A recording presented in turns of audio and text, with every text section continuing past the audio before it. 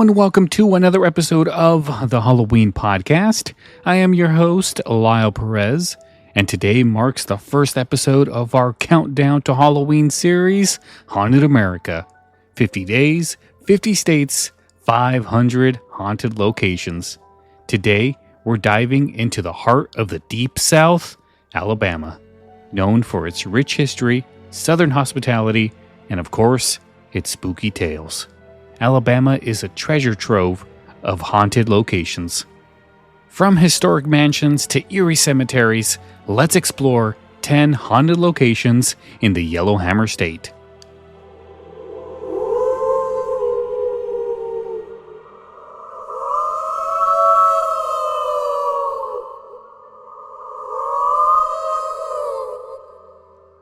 Our first stop is the Sloss Furnace in Birmingham. Built in 1881, this iron-producing blast furnace was a place of grueling work and sadly, many accidents. The furnaces were a crucial part of Birmingham's industrial growth, producing iron that fueled the city's development. However, the work conditions were brutal, and accidents were common. Workers claimed to see the ghost of James Slag Wormwood, a foreman who fell into the furnace. His spirit, along with the echoes of other tragic accidents, is said to haunt the site. Visitors report hearing disembodied screams, feeling an oppressive presence, and even witnessing shadowy figures moving through the old machinery. In 1906, there were reportedly over 47 deaths due to the harsh working conditions.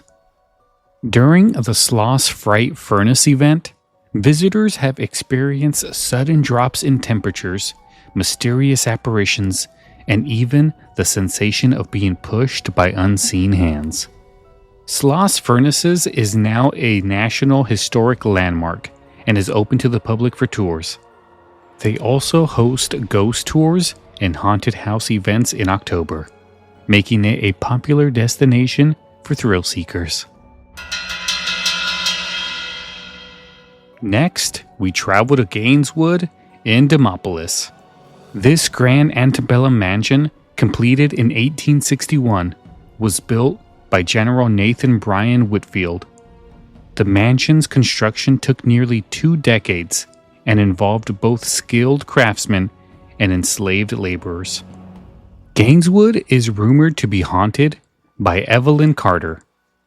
She fell ill and died suddenly while the master of the house was away, and it's said her spirit lingers, playing the piano and moving objects around the house. Some visitors have reported hearing soft piano music emanating from empty rooms and feeling a gentle, icy touch. There have been accounts of doors creaking open by themselves and cold spots that seem to move through the halls. Gaineswood is open for tours, allowing visitors to explore its beautiful, preserved rooms and potentially catching a glimpse of its ghostly residents.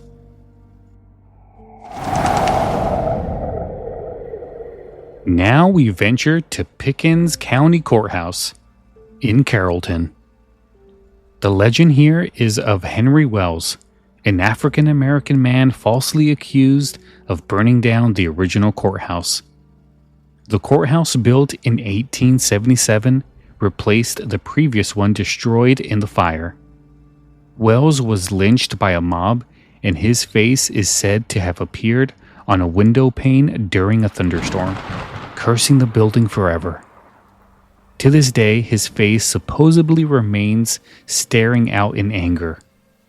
The courthouse is still in use and open to the public during regular business hours, and visitors often come to see the infamous window, hoping to catch a glimpse of good old Henry Wells.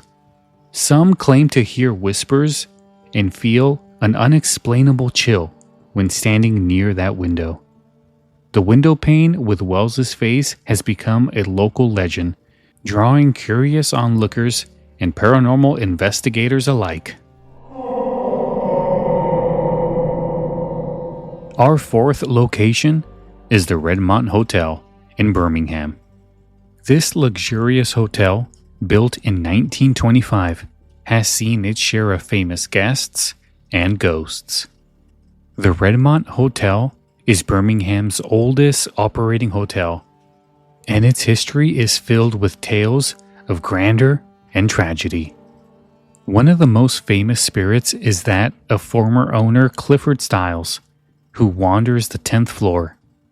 Guests have reported seeing a woman in white, believed to be a heartbroken bride who died on her wedding night, and hearing a ghostly dog barking. Some even claim to feel cold spots and see orbs of light floating in the hallways. One guest reported waking up to see a man standing at the foot of their bed, only to disappear when the lights were turned on. The Redmont Hotel is still operational and welcomes guests, making it a prime spot for those seeking a haunted stay. With its elegant decor and historic charm, the hotel provides a unique blend of luxury and paranormal intrigue. Now let's move on to our next location, Hell's Gate Bridge in Oxford. This bridge earned its name from the local legend that if you stop on it and turn off your car, a couple who died there in the 1950s will appear in your back seat. The story goes that the couple was on their way to prom when they lost control and drowned in the creek below. The bridge is closed to vehicles now, but the haunting stories persist. While it's not open to the public for driving, curious explorers often visit the site on foot, especially on foggy nights when the atmosphere is perfect and eerie.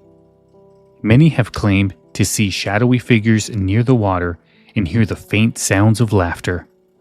Local residents advise caution, as the area can be really hard to navigate and the bridge itself is in disrepair. So please be careful if you decide to visit Hell's Gate Bridge.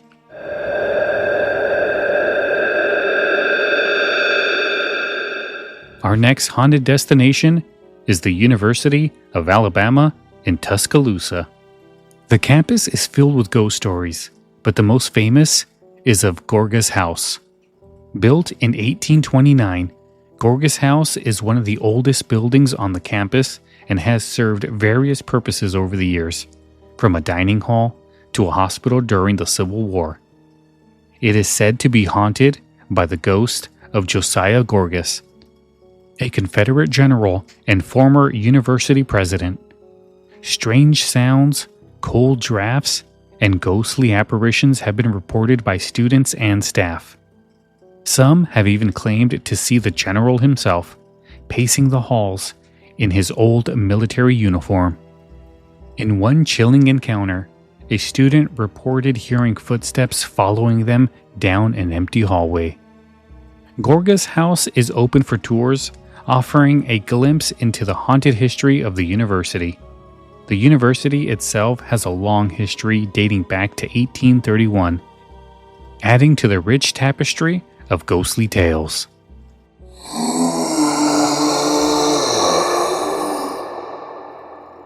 Now let's move on to our next location. In Prattville, we find the Buena Vista Mansion. This beautiful 1940s home was built by a prominent local businessman, John Knox. The mansion is haunted by two spirits, a friendly little girl in a white dress and an older, stern woman. Visitors have reported hearing children's laughter, seeing shadowy figures, and feeling a presence watching them. One guest felt a small hand grasp theirs in an empty room. The mansion's current owners have embraced its haunted reputation, offering tours and even hosting paranormal investigation nights. The house is a great example of Greek Revival architecture and has been perfectly restored, making it a fascinating visit for history buffs and ghost hunters alike.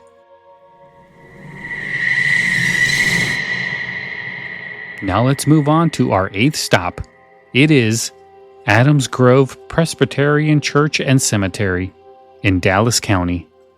Built in 1853, this abandoned church and its eerie cemetery are known for ghostly apparitions, strange lights, and disembodied voices. The church served as a place of worship for nearly a century before being abandoned in the mid-20th century. It is now a hotspot for paranormal investigators alike to capture evidence of the supernatural. Visitors have reported hearing ghostly sermons, seeing flickering lights inside the abandoned church, and even witnessing spectral figures wandering among the tombstones.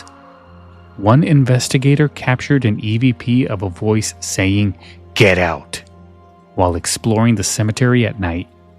Even though this location is on private property, arrangements can be made if you want to take a tour of the property. The site's isolation adds to the creepy ambiance, making it a favorite for those seeking an authentic haunted experience. For our 9th location, we're going to head over to Sturdivant Hall in Selma. This grand antebellum mansion, completed in 1856, was built by Colonel Edward Watts. It is haunted by John Parkman, a banker who was wrongfully imprisoned and later killed while trying to escape. Visitors have reported seeing his ghost in the house, particularly in the room he once stayed in. Some claim to hear footsteps on the stairs, feel cold spots, and see doors opening and closing on their own. One visitor saw a man in period clothing standing by a window, only to vanish when they approached. Sturdivant Hall is a museum open to the public now. They offer tours that dive into its rich history and paranormal activity. Definitely a spot that you have to visit.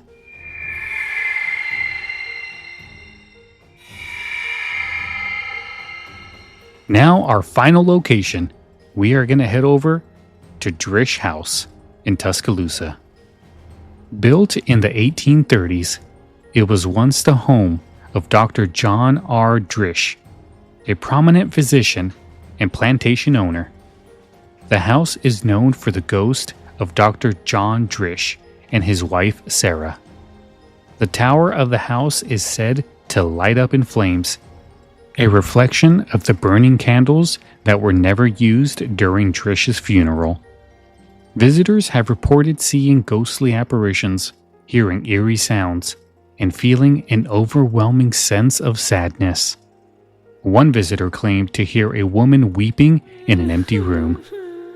The Drish House is open for tours and events, allowing visitors to experience its haunted history firsthand. The house has undergone significant restoration, preserving its original charm and making it a fascinating place to explore. The Drish House haunted history is deeply entwined with the local lore of Tuscaloosa.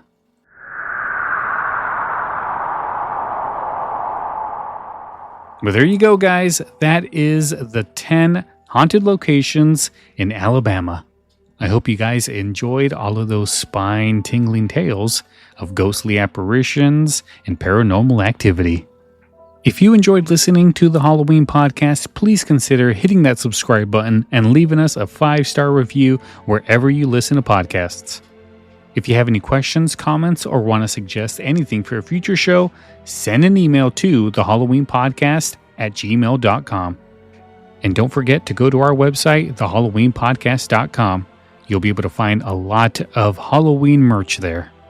All the proceeds help the Halloween podcast so I can continue making great content for all of you. Like our Facebook page at facebook.com/thehalloweenpodcast.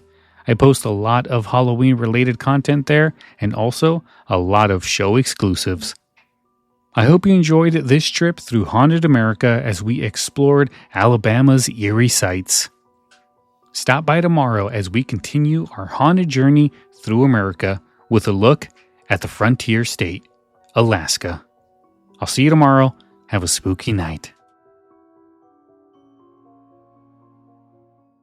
At your job, do you ever have to deal with a nose roller?